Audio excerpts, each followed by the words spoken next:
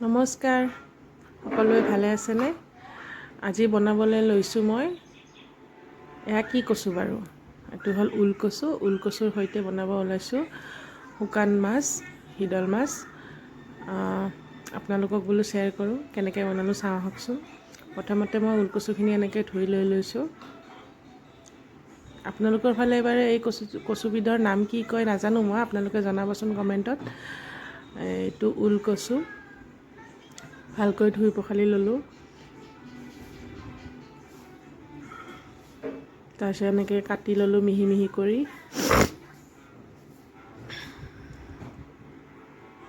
এয়া লৈছোঁ আদা নহৰু পেষ্ট, আলু অপশ্যনেল, আপোনালোকে দিবও পাৰে নিদিবও পাৰে।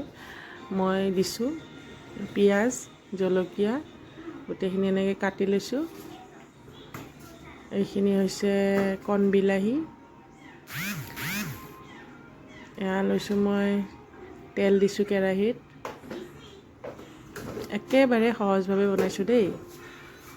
তাৰপিছত দিছোঁ তাতে মই পিঁয়াজ, জলকীয়া, তাৰপিছত মাছখিনি দি দিছোঁ, শুকান মাছখিনি দি দিছোঁ। দি লৈ অলপ টাইম ভাজি লৈছোঁ। তাৰপিছত দিছোঁ আদা নহৰুৰ পেষ্ট।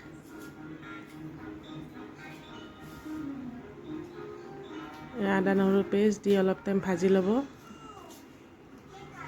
খুব ভাল লাগে খাই, আপোনালোকে বনাই চাব আৰু মোক কমেণ্টত জনাব কেনেকুৱা লাগিলে। তাৰপিছত এই কচুখিনি এনেকৈ দি দিলোঁ মই।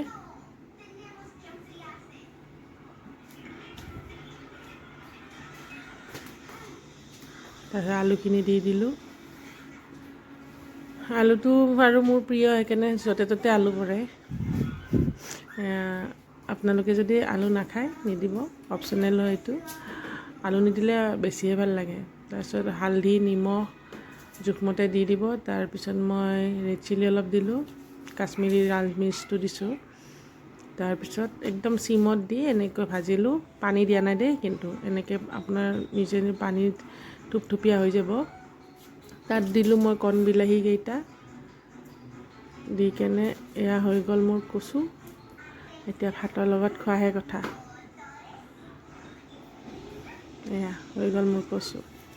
এতিয়া আপোনালোকে খাব, জনাব কেনেকুৱা লাগিল দেই।